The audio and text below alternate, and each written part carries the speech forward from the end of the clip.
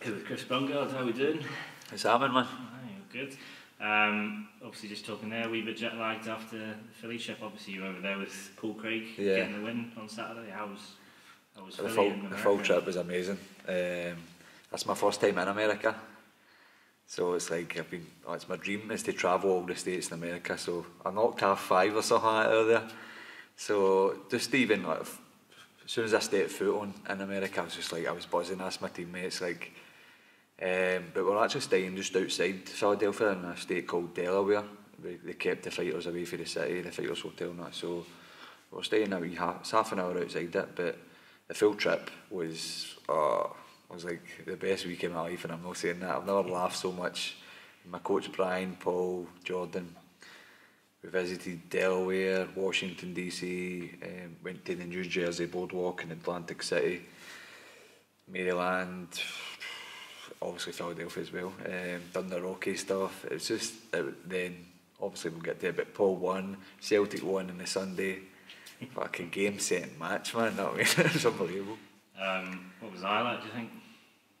Oh, probably, obviously Paul winning, leaving it late again as always. I think, see if Paul were to win in the first minute, then it would keep me at the cage, so I think it needs to stop leaving it so late.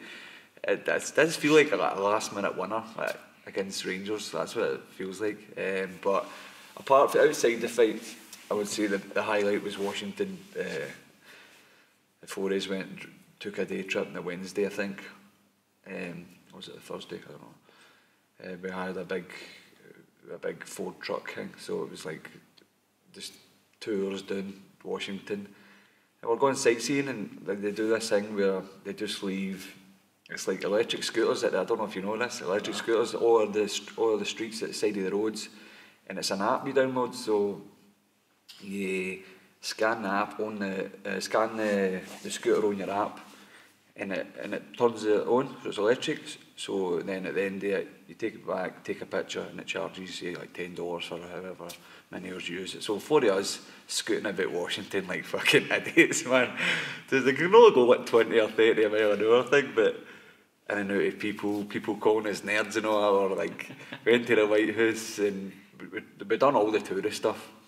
I even got myself a fucking Donald Trump NAGA hat, me and Jordan, so we were getting some dodgy looks with them on us. I think I need to take this hat off. But that was probably the most fun day because it was a good day, the sun was shining, and we were just scooting about in these scooters, just like wee boys, and it was just it was a great day, man, a great day. Yeah, good stuff. When you're sort of in the build-up for Paul's fight, how important is it to sort of have that time to sort of unwind and chill, because you've done sort of the hard work of training and stuff? But that's it. We always do that. No matter where we go, even the UFC, and that's it. Say that to us, like, you do it right. Every time you're fighting, you check your Instagram or your social media, you're out doing stuff, and I think that's important because you don't want to just be sitting about a hotel, using the wee workout room, getting wee sweat ups. You want to travel, take your mind off things. And I think that's what I done with Paul. Paul was relaxed, switched on, and same with me in Newcastle. I didn't start thinking about the fight until I was warming up, and that's not like me. Usually all week I'm thinking of scenarios and moving about, but I was relaxed, I was pure calm in the zone, and I think that was the same with Paul. And what a laugh we had, we were constantly laughing, and it was just a great week, man. Good excuse to sort of travel with fighting. Always, man, always. I think that's what we love about the sport so much. Like, it's just that we get to see the world, we get to travel the world and fight and make a living out of it and just make memories in this mad journey that we're on. And like, I wouldn't want to have it any other way. It's amazing. Yeah. Obviously, Paul did get the win and sort of dramatic fashion again. But yeah, I seen the scorecards yesterday, and they didn't give him a round, so he was losing again on the scorecards, just like the Anklev fight. But I thought it was a hard one. You don't know how to judge the rounds because Paul was winning a stand up because Kennedy wasn't throwing anything. Paul was landing, but I think when Paul was going for the takedowns, that's when Kennedy was landing elbows, or if he was going to his back, it was maybe looking bad, and that's why the judges see, so maybe that's why he was going against it. But He nearly broke his arm with an armbar in the first round, nearly finished the fight there. Second round, it was all him in the stand-up.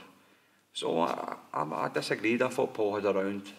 Just depends on how you score a fight. Yeah, in the last one, and that's another thing. He was constantly eye-poking. He was constantly grabbing the cage. There was a low blow. Paul done a low blow as well. I don't think he was a dirty fighter. I just think he was inexperienced. And the way he fights he's always got the fingers out. We said to the ref before it, watch for that, and he says, I'll warn him. And I warned him twice, and in the third round, one actually like ripped skin off of Paul's eyeball, and that Paul actually couldn't see, and so that got a point took off in the third round. So that would have maybe made the round 9 each if Paul wasn't winning that round. So he still needed a finish, and 30 seconds to go. His guard's so dangerous, like for a light heavyweight fighter. He's so athletic, and even like he can do a standing backflip.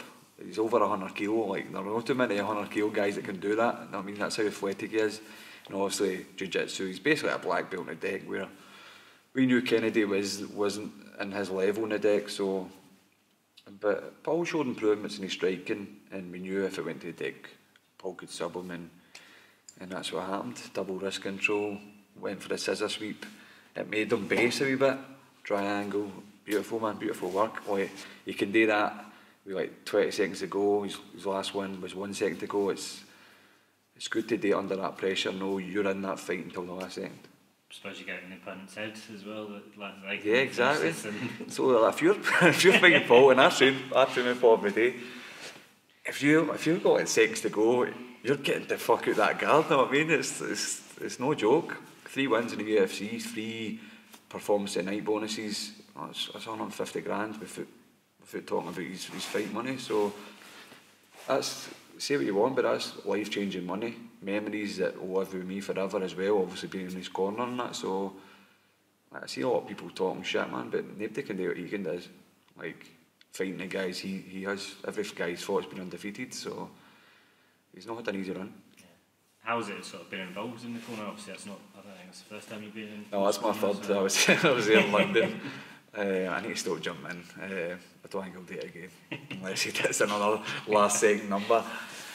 But I've been in Paul's corner. I love the UFC experience, but it's more to do with him, me being there for him. I mean, because he's been there for me numerous times as well. So it's just a team game. I mean, we train together. When we travel, we eat, sleep together, so it's just a team thing, you know what I mean? But win as a team, lose as a team, draw as a team. So yeah, it's just if there's anything I can do to help in the corner, then so be it. But it's just about being there for him really, and giving him the motivation, and if he needs any tips, because we're all in it together. Had a good night after by the hospital. For Paul. Yeah, so fucking. And the way out of the cage, right? So there's hundreds of fans just screaming, and I feel like Bret Hart walking out at SummerSlam, like just having all these, because Paul's away back at the cage, and the 3 of us are just in with all the fans in the front row. A guy just pulls me in, like, and he's got this big, massive pint, man, and I just sink the full pint, man. Like still in UFC gear, like in with all the fans, and walk away, and then Paul get his binders. It was madness, man. Like, just all these Americans just in Philadelphia just going ape shit, saying, what a fight, no, like. So Paul's eye was fucked, so we go straight to the hospital, and we were fucking about for ages. End up watching the fights in the hospital and that, and we were there for hours and hours, and he got his head stapled, he got elbowed right in 10 seconds in, he had like 2 elbows against the cage, and I just seen the blood right away. I was like, oh, what a start. And obviously his eye was really bad for the finger. So we were there, he got sort of stapled, and his eyes seen in that, and then walking out, the UFC had sent us a limo. Sent us a limo, and I couldn't believe it. That's for us. So we got the limo driver, there were no off licences open. There were no booze in the limo, that was a bad thing. We wanted a toast. So we get the taxi driver, the limo driver, garçon, go to take us to get booze basically. So he takes us to a pub, but you can buy booze in the pub.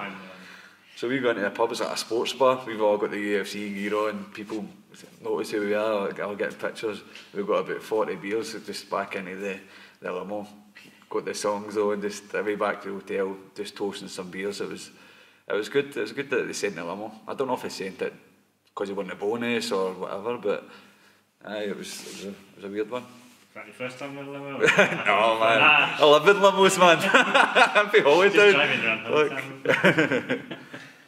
See, being involved in those sort of nights with Paul, does that make you sort of want to have your own sort of American trip? Or yeah, definitely. Yeah. A lot of people say, oh you're next in the UFC, and that annoys me a wee bit, because where I'm at, Bellator and UFC are rivals, so I know a lot of people think that. Yeah. They're like, oh, it's a step up. Maybe in some senses it is a wee bit of step up, because it is more of a brand worldwide, but it's a rival, so I'm happy with Bellator. It's no like, I'm not even looking at the UFC, it's not even a thought, that's where I want to go to. I'm happy with the Bellator. No, I meant just like the Bellator. No, that's what I'm getting to, I know that. But yeah, totally, like, I want to fight in America. Yeah. That is, it's not a dream, I've not got any dreams like being world champion or stuff like that. I would love to fight in America. I want to, they don't do Vegas shows and stuff like that, but they do a lot of like California and like Chicago and Seattle and stuff like that. So I'd take one of those shows, and my turn to take the boys out there and travel on a couple of states and get a win and get the limos. Obviously you had your Bellator debut back in February.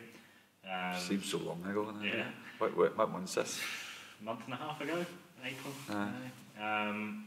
How did you find sort of your build up with Terry Brazier and stuff, been in it, like sort of? Because I was preparing for Terry for ages. We knew that he was on the radar, and that was the match we were going to look. So I started switching on then, mentally prepare. It's got to be a war. And Terry Brazier's beat Rhys McKee, absolute stud. Alex Ahor, stud. Walter Gadza, stud. 2-weight champions.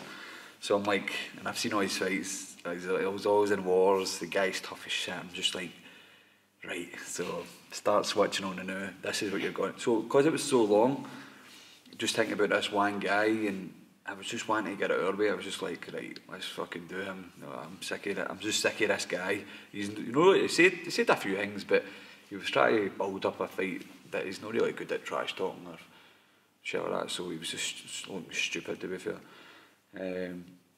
So I was just like, let's get this guy out my now and deal with him. But when fight week came, I wasn't thinking about him, but build up to the full fight, we'll just work specifically what he was good at and the areas he was good at, and then we just went to work on the night. But the fight week I was calm, I wasn't thinking about him, I wasn't thinking about the fight until I started putting my fight gear on and wrapping my hands and warming up. Then I was switching on, then I'm like,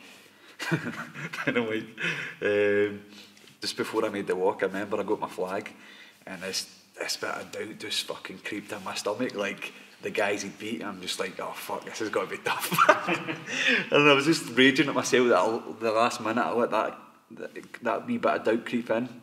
And maybe, you never know, maybe that wee bit of doubt made me win that fight. I don't know, because I was a bit too calm, because Brian's like, get up, it's got to be a war. Like, fucking, let's get going here. So, but, well, I went a bit smoother than I thought it was got to be.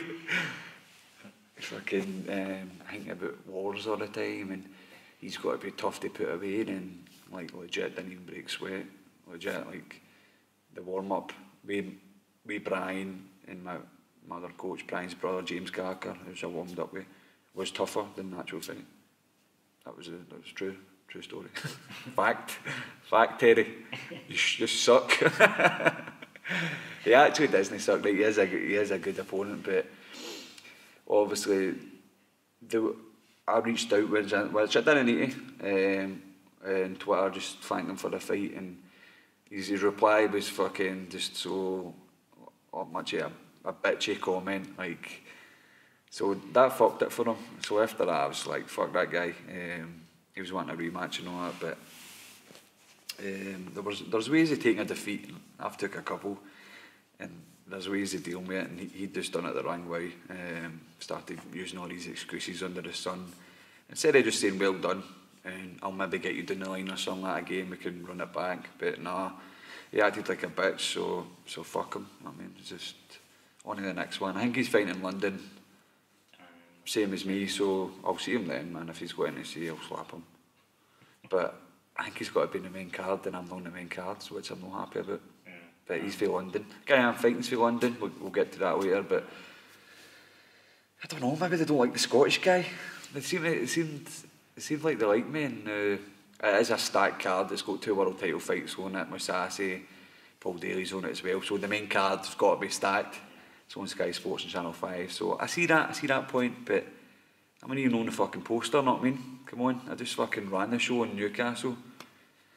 Like, and the guys on the poster all lost their last fight, so let's not follow it with the company just yet. Not I mean, let's see my contract. Give it 3 fights at least.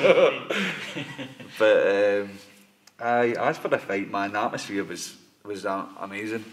The best atmosphere I've ever heard ever. And it's in a different country for I stay in, not I mean. I brought an army down, there were loads just there. He's from England, they booed him. It was weird, but I thought I stole the show. They gave me a hope in hell. It was like a 5-1 underdog. So I made a lot of Hollytown people a wee bit richer. And I gave them good memories. I seen some of the videos. It was like a football game. The way they were singing and jumping about the arena. It was like a football game, and it's something I won't forget ever. I mean, on Channel 5, all eyes on me, main card, fight the 2-weight world champion and beat him in 2 minutes and 6 seconds.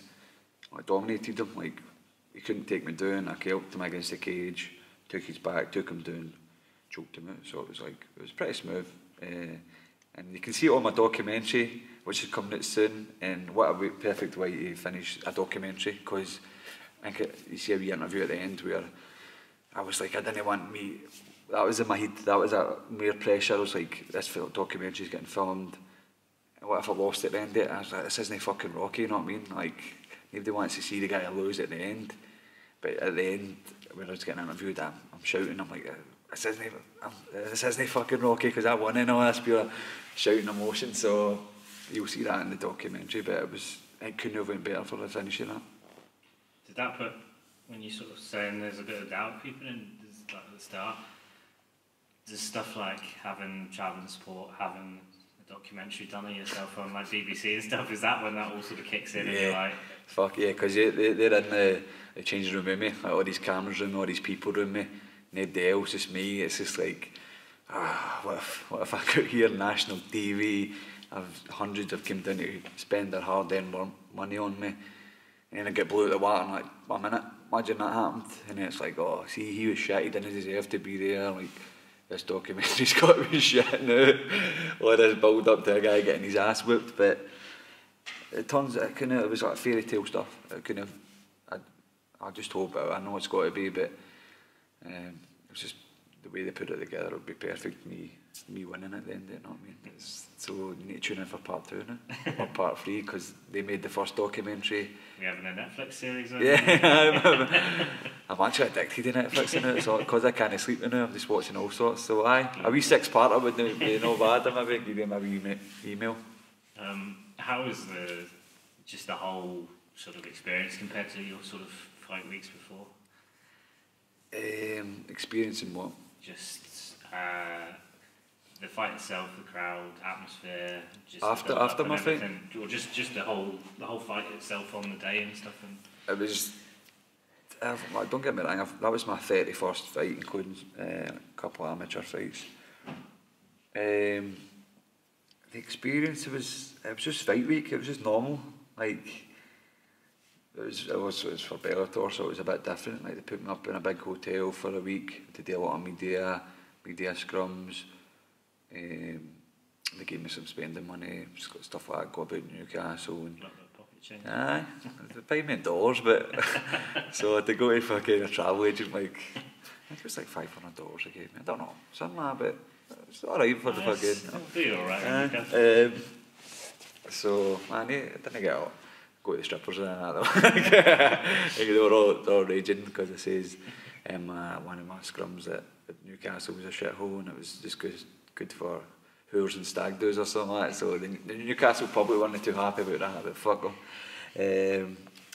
But aye, it was just fight week. Nice hotels, relaxed, the weight. I would like to say the weight cut was easy, but you'll see in the documentary that the scales I used were wrong.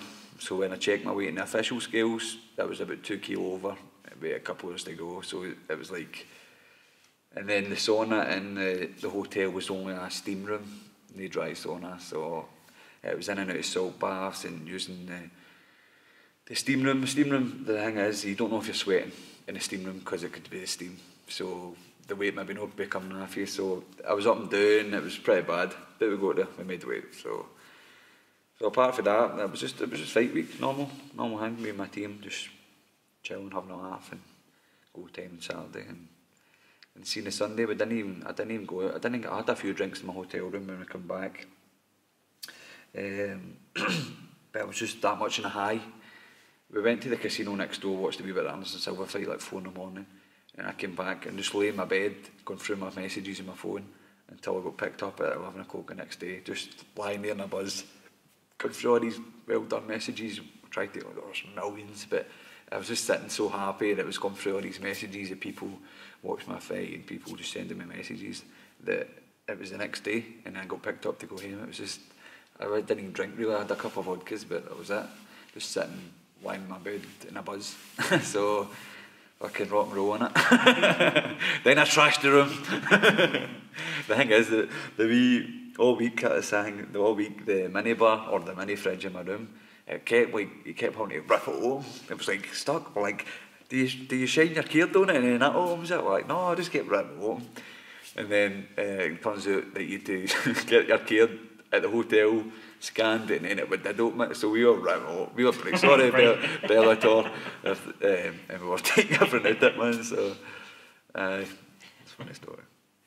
How have you found it sort of since then? Like, have you found sort of you picked up a lot of followers since that fight, and is changed? I think my social media, like after that fight, went up like 5,000 people, and my Instagram went up 5. So I think it was the Channel 5 thing. You know, you're on national TV. It's not a BT Sports or a Sky Sports where most people don't have. Channel 5, everybody can have it. So between that, and then I think after my fight, like Kieran Tierney, Diedrich Boyata, Doris de Vries, and like, people like that put that on their Instagram story. So they put me on their story.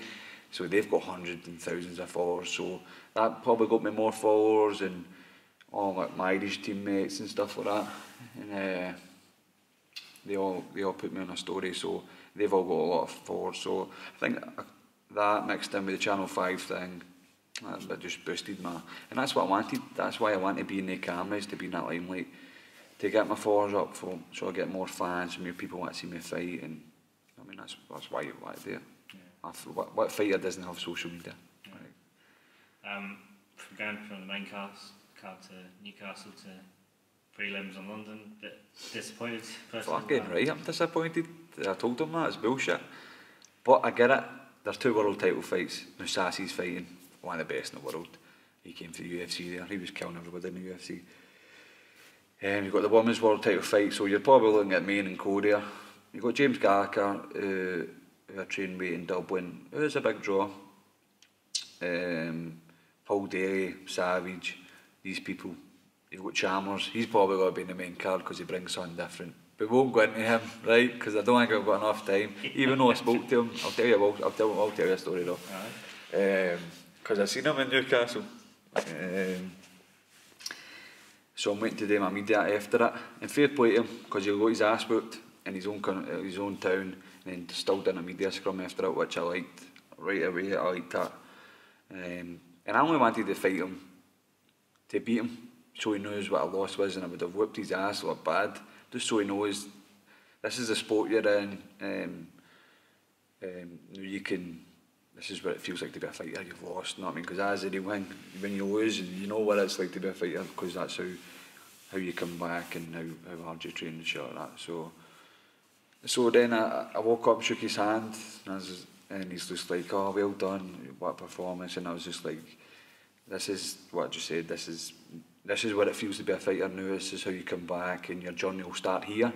And it came, I just dismissed it a wee bit and just says, no, like, you've done brilliant, you've done brilliant. When you grabbed the mic, I was just like, oh fuck, what's he got to say about me and all that. So I shook his on, and then when I went back to the hotel, I was getting in, and one of my mates, who I'll name, Brian, when I was walking in the swing doors, I just see my mate Brian, who I did the doors with and that, and just like that, with arm, like, can I get a selfie? And I was just like, you motherfucker. He's all, my missus likes him and all that. So, but then, like, Arm's like to me, by the way, I meant to say I don't have Twitter. You're arguing with my agent and stuff like that. And I was like, alright. And he's like, do you fancy a pint? And I was like, nah, I'm going up to my room now for a bit. I maybe come down later. So he asked me for a pint. So he's not a bad guy. But imagine I fought him. Like, they brought in that hillbilly guy to take it down, and the guy beat him. So we'll see who he gets next. He'll probably lower that even more, so it's less risky him getting beat now. But he'll probably be in the main card and all. So I was a bit annoyed at that, because they'll probably put Brazier on the main card as well. I mean, a guy who just dusted in 2 minutes. But no main card slot for me or no poster for me. But I'll make a noise.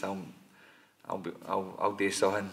I'll do something that will remember me. Trust me. Just make your own posters. That's what you need to do. You're not fucking invited to maybe the open workouts or the media. You go there. You do your own interviews. You do your own workouts for the fans. You need to make it happen yourself as well. Not me. So your opponent was sort of confirmed this morning, Charlie Leary, yep. 15-10-1. I think he fought Paul Redmond in Dublin. Yes, tough fight, man. Good fighter. Well-rounded. Purple belt jiu-jitsu. Good boxing.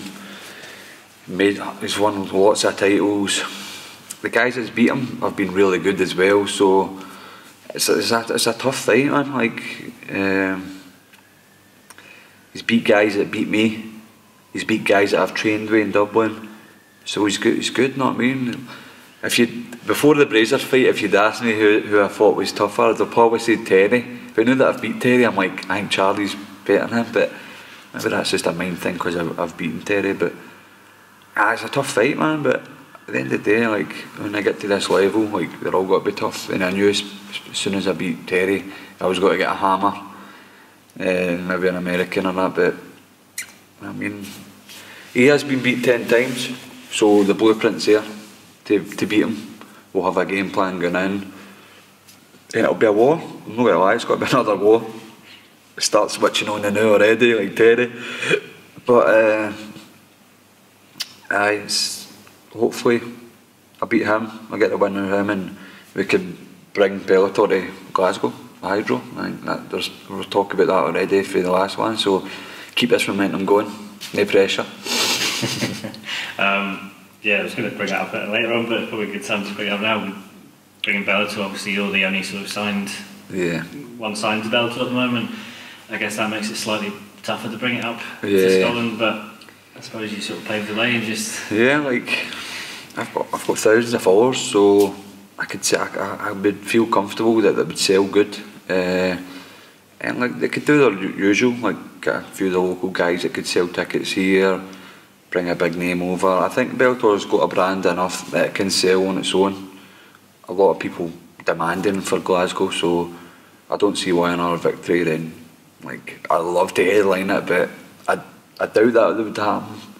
Maybe if I put Charlie away like I did Terry, then maybe let me headline, or a co-main anyway. Maybe bring like an American guy over or something. I don't know.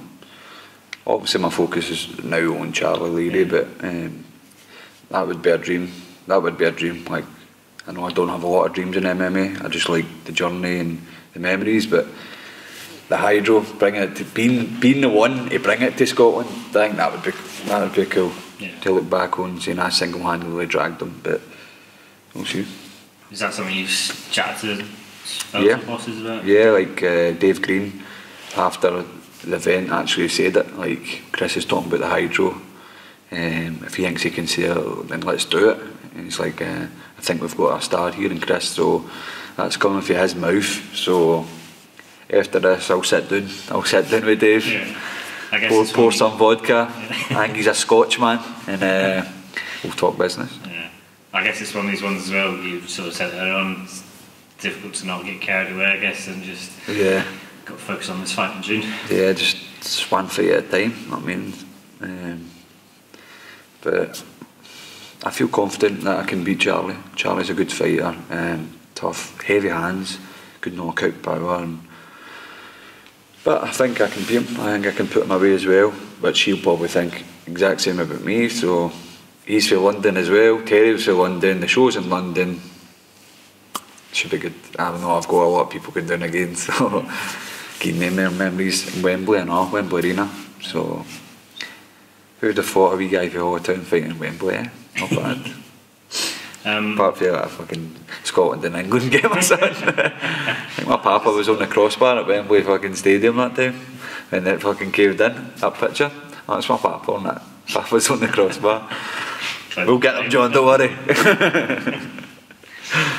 See, without going into too much, like, if you're prepping where you want to target and stuff for this next fight, how much does the opponent change how you do your own work?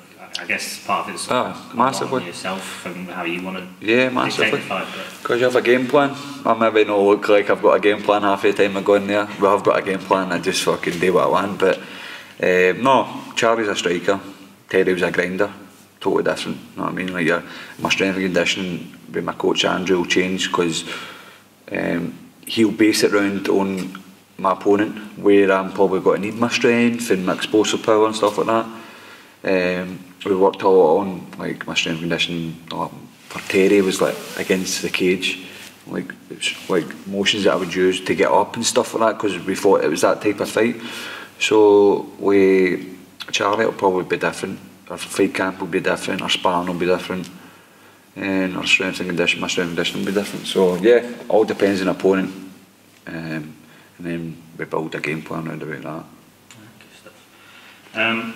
Seeing sort of just outside, you sort of chatted about it earlier on, but Celtic players, obviously good pals with a few of them, chatted in the last one. I think you went down to Celtic's training and had a kick around. How was that? That was good. That was a while ago now, but recently I've had like Boyata in here and stuff. Doris DeVries, personal training him, showing him some pad work and jiu-jitsu and that. Obviously I'm good friends with Kier. So stuff like that. It's good that I've got a team that I support, a team that I love.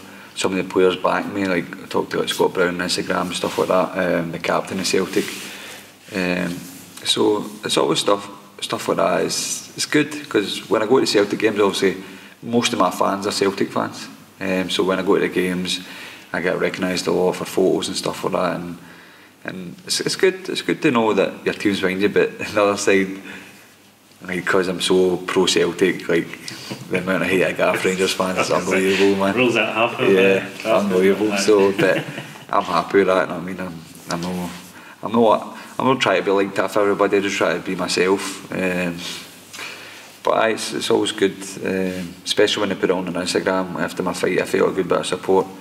I got a message from Connor as well, just lying in bed saying well done and that. So it's good that these high level athletes show me support. Like I show them support when I go and watch them play or when Connor fights and stuff like that. So it's good, nice feeling.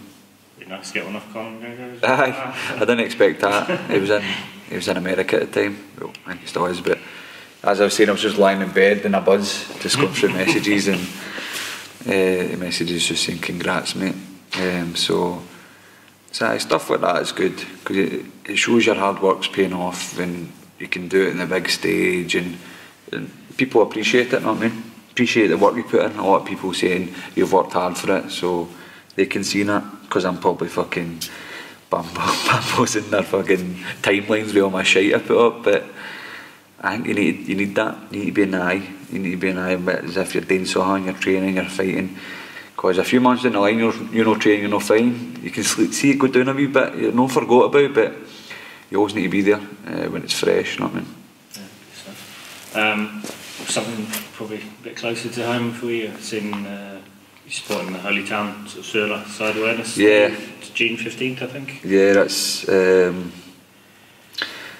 it's me and my best friends, my group of friends. We run a charity day in Holytown called the Holytown Suicide Awareness Day. During the day, it's a football tournament, 7-a-side, all different teams. You get like a fun fair for like the kids and stuff like that. And then at night, it's like a big disco, a raffle, bands, DJs. It's amazing. Some of the raffle prices are unbelievable. The last couple of years, we've put actual holidays, 5-star holidays as a raffle. You can win it for a tenner, you know what I mean? So stuff like that, signed taps, jerseys, all sorts. First year we raised 7,000, second year we raised like 22 grand. Last year 22 grand. So I don't think we'll be that this year. But we're doing everything we can. We've upped it. We've upped everything again. And it's just going from strength to strength. We do it through to help raise awareness for suicide through Chrissy's House, which is a company in Wishaw who work 24/7 for people in need, basically, for mental health and stuff like that. And I was there 2 weeks ago. I sat in one of the circles with former football player Andy McLaren. I don't know if you know Andy McLaren. He played for Kilmarnock, Scotland, stuff like that. So he runs a group called a lifestyle group. So it's young men who have like fighting depression, maybe some drug use, try to get off drugs or anything. So it's a lifestyle group. So I sat in with Andy, and it was a real eye opener because some stuff I can relate to for the past and stuff like that. And yeah, like it was good there to like show support for the boys and give them a lift and stuff like that. And I'm not there to listen to anybody's troubles and judge them, because I'm one of them. I have their troubles. I had them in the past and that. So that was good. So Andy's doing wonders here with that group. But there's workers left, right, and centre up there. And I thought it was just Anne who runs it herself, and a few workers. But there are people on the clock, people taking people in, and it was just constant. And that was an eye opener for me to see how they work every day. And it's the only place in Scotland that is 24/7. You can phone them and speak to somebody. So the things they're doing are a wonder. So we help raise awareness for them, Chrissy's House, so all the proceedings go to them. So, but I'm actually not going to make it sounds bad, the 19th thing this year, because it's one of my best friends, Derek's wedding. So it's not about me anyway.